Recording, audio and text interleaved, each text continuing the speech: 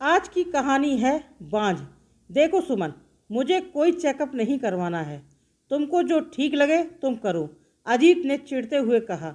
लेकिन आप जानते हैं मेरी रिपोर्ट बिल्कुल सही है। बरसों से मैं बांझ होने का ताना सुन रही हूँ। 7 साल हो रहे हैं हमारी शादी को। शादी से पहले हमने ये वादा किया था कि एक दूसरे का साथ देंगे हम। मेरे और आपके परिवार के खिलाफ जाकर हमने ये शादी की। बहुत प्यार करती हूँ मैं आपसे। सिर्फ एक बार चलकर दिखा दें। विश्वास रखिए, जो भी होगा मैं कभी आपका साथ नहीं छोड़ूंगी। सुमन की आंखें आंसुओं से भीग गई थी। ठीक है, आज शाम को हम चलेंगे।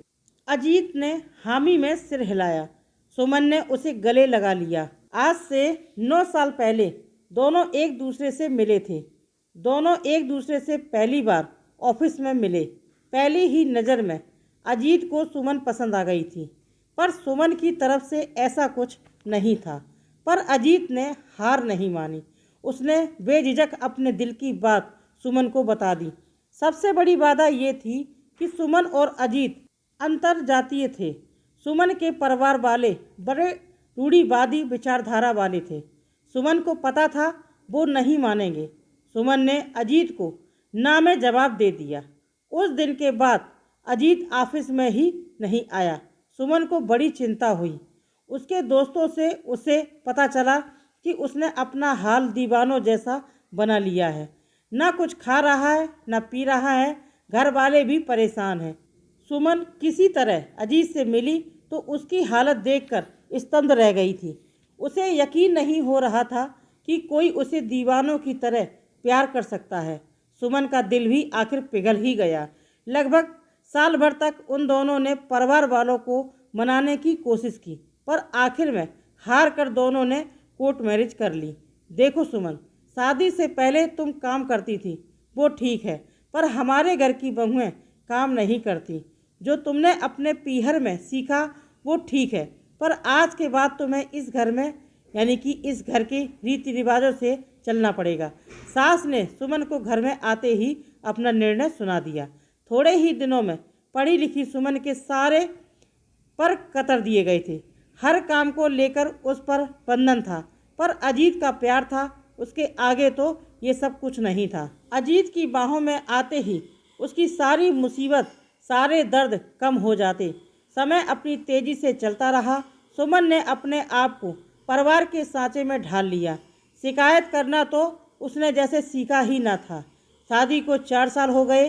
धीरे धीरे दोनों पर बच्चे के लिए दबाव आने लगा। धीरे धीरे सुमन पर घर वाले और दबाव डालने लगे। हमने तो आते ही 4 साल में 3 बच्चे जन्म दिए। हमारी बड़की बहू को देखो, शादी के अगले ही साल मुन्ना हमारी गोद में आ गया। पर ये इन पढ़े लिखे लोग हैं, इनके चोचले ही ज़्यादा होते हैं। सासू माँ पड़ोस में रहने वाली पंडिताइन चाची को कह रही थी।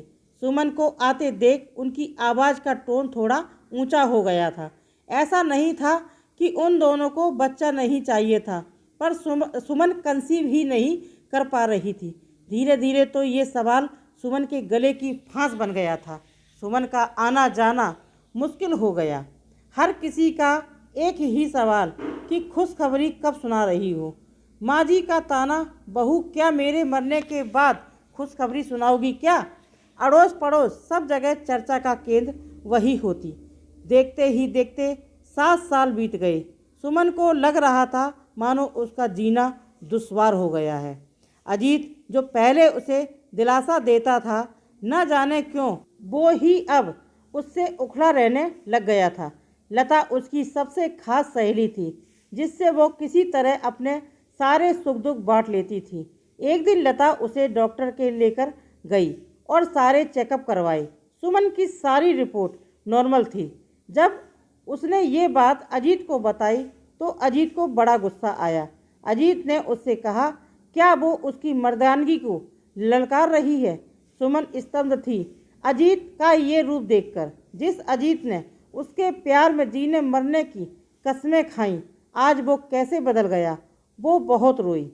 उस दिन पर उसने अपना धैर्य नहीं छोड़ा। कुछ दिन बाद जब अजीत सामान्य हुआ तो उसने बड़े प्यार से उसे समझाया और अजीत राजी हुआ। शाम को दोनों डॉक्टर से जाकर आए। अगले दिन रिपोर्ट आ गई थी। सुमन का शक सही साबित हुआ। कमी अजीत में ही थी, पर जब से रिपोर्ट आई अजीत का व्यवहार और बदलने सा लगा। वो सुमन से नज़रें चुराने लगता। अजीत, आज के ज़माने में सब संभव है। आप अपना ट्रीटमेंट लेंगे तो सब सही हो जाएगा। साइंस ने बहुत तरक्की कर ली है। सुमन ने अजीत को समझाने की बहुत कोशिश की। डॉक्टर ने सुमन को अजीत के लिए दवा भी दी, पर अजीत अपनी मर्जी का ही करता, दवाइयों को इधर उधर फेंक देता। घर वालों का दबाव सुमन पर और बढ़ने लगा। सुमन जानती थी कि कमी उसमें नहीं, फिर भी वो अजीत से बहुत प्यार करती थी, इसलिए किसी को कुछ नहीं बोलती। उसके अपने घर वालों ने तो कब से उससे दूरी बना ली थी। अजीत के अलावा उसका कोई था ही नहीं। अजीत, दुनिया में बहुत से लोग हैं जो माँ बाप नहीं बन पाते हैं। अगर आप हाँ कहें तो हम बच्चा गोद ले लेते हैं। कम से कम इसी बहाने हमें माँ बाप कहने वाला कोई तो आएगा। सुमन ने अजीत के कंधे पर हाथ रखकर कहा, तो क्या तू पूरी दुनिया को बताना चाहती है कि तेरा पति इस लायक नहीं कि तुझे बच्चा दे सके? जग हंसाई करवाना चाहती है मेरी? खबरदार, आज के बाद किसी डॉक्टर के गई तो। अजीत ने उसका हाथ झटके से हटाया और आंखें दिखाते हुए उसे बोला। सुमन की आंखें भर आईं। उसने अजीत का ऐसा रूप आज पहली बार देखा। वो पूरी तरह से अजीत पर निर्भर थी। उसके पास ऐसा कोई साधन नहीं था जिससे वो कोर्ट ट्रीटमेंट भी ले पाती। अजीत उससे और कटा रहने लगा। परिवार वाले भी उससे दूर थे। अब तो उसका हर दिन आंसुओं के साए में गुजरता। देखो अजीत की माँ, लड़की बहुत ही खूबसूरत है और हमारे समाज की भी है। मैं तो कहती हूँ अपने अजीत की शादी इससे कर दो। कब तक इस बांझ को अपने गले बांध कर रखोगी? पंडितायन काकी ने अजीत की माँ को कहा। अगले दिन अजीत की माँ ने उसे लड़की का फोटो दिखाया। अजीत की चुप्पी उसकी रजामंदी देख रही थी। सुन सुमन, अपना सामान पैक कर और निकल इस घर से। तुझ जैसी बांझ नहीं चाहिए मुझे इस घर में। सासू माँ ने जैसे ही कहा सुमन पर तो मानो दुख का पहाड़ टूट पड़ा। माँ जी, कमी मुझ में नहीं, आपके बेटे में है। आप चाहें तो रिपोर्ट भी देख सकती हैं। मैं बांझ नहीं, आपका बेटा बच्चा पैदा नहीं कर सकता। सुमन ने जैसे ही बोला, अजीत ने एक थप्पड़ उसके गाल पर रसीद कर दिया। मुझ पर इल्ज़ाम लगाती है? ये है तलाक के पेपर, साइन कर दो इन पर। मेरी माँ सही कहती है, मेरी ही गलती है कि तुझ जैसी लड़की से मैंने शादी की। निकलो मेरे घर से, अजीत ने कहा। सुमन पर मानो दुखों का पहाड़ टूट पड़ा। उसे कुछ समझ नहीं आ रहा। जिस लड़के के लिए उसने परिवार छोड़ा, सब कुछ छोड़ा, आज वही उसकी ये दुर्गति बना रहा है, उसे छोड़ रहा है। सुमन बेसुध सी थी। वो क्या करे नहीं समझ पा रही थी। उसने कागजों पर साइन किए और उसने अपना सामान उठाया और चल दी। ये इतनी रात को कौन आया है? दरवाजे पर दस्तक सुनकर लता चौंक गई। सुमन, तुम? सुमन को इस हालत में देखकर लता चौंक गई। सुमन फूट फूट कर रोने लगी। लता ने सुमन को संभाला, उसका ख्याल रखा।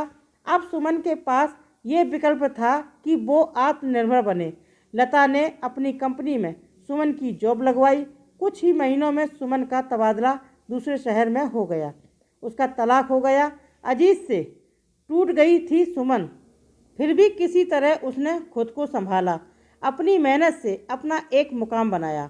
हार नहीं मानी खुद से और ना अतीत से। यहाँ उसकी मुलाकात हुई अभिषेक से। एक टूटे हुए दिल को जोड़ना बहुत मुश्किल होता है, पर अभिषेक के प्यार ने उसके हर घावों पर मलहम लगा दिया। आज अभिषेक के साथ उसकी शादी की पहली सालगिरह थी, साथ ही एक ऐसा खुशी भी जिसका वो इंतज़ार बरसों से कर रही थी। उधर अजीत की शादी उस लड़की से हो गई, लेकिन कुछ ही दिनों में वो अजीत को छोड़कर किसी और के साथ चली गई। अजीत शराब में डूबने लगा। उसकी नौकरी भी चली गई। अजीत की सच्चाई से अब सब लोग वाकिफ हो चुके थे। जितना बुरा उसने सुमन के साथ किया, उसी कर्मों का फल आज वो भुगत रहा था। दरवाजे की घंटी बजी। अजीत बरामदे की तरफ आया। उसकी माँ ने दरवाज़ा खोला। सामने सुमन खड़ी थी। माँ जी, याद है आपने कहा था कि मेरे जीते जी मुझे खुशखबरी सुना देना। ये मेरी गोद भराई की रस्म का कार्ड है। आप ज़रूर आइएगा मुझे आशीर्वाद देने। सुमन ने उनकी आंखों में आंख डालकर कहा। अजीत को लग रहा था कि काश वो इसी ज़मीन में गड़ जाए। उसकी हिम्मत नहीं थी कि वो सुमन से नजरें भी मिला सके। सुमन पलटी। उसके गर्भ में एक सुखबुगाहट हुई। उसने अपने पेट पर हाथ रखा, अपने आंसू पोंछे और चल दी अभिषेक के साथ इस नए सफ़र की नई शुरुआत पर। दोस्तों, हमारे समाज की विडंबना है कि उंगली सिर्फ औरतों पर उठती है। जिस औरत को बच्चा नहीं होता उसे ही बांझ का ताना दिया जाता है, पर मर्द को कुछ नहीं बोला जाता। औरतें बर्दाश्त करती हैं क्योंकि वो खुद को कमज़ोर समझती हैं। बहुत सी स्त्रियां टूट सी जाती हैं, पर हमारी कथा नायिका जो एक असल किरदार भी है, न केवल खुद को संभाला, इस परिस्थिति को अपने पर हावी ना करके खुद के लिए ये राह चुनी। तो आप दोस्तों, कितनी भी कठिन परिस्थिति क्यों ना हो, कभी हार मत मानिएगा। माना ज़िंदगी आसान नहीं, पर ज़िंदगी आपको दूसरा मौका ज़रूर देगी जब आप स्वयं अपने लिए दूसरा मौका चुनेंगी। कहानी पसंद आई तो लाइक करें, शेयर करें, चैनल को सब्सक्राइब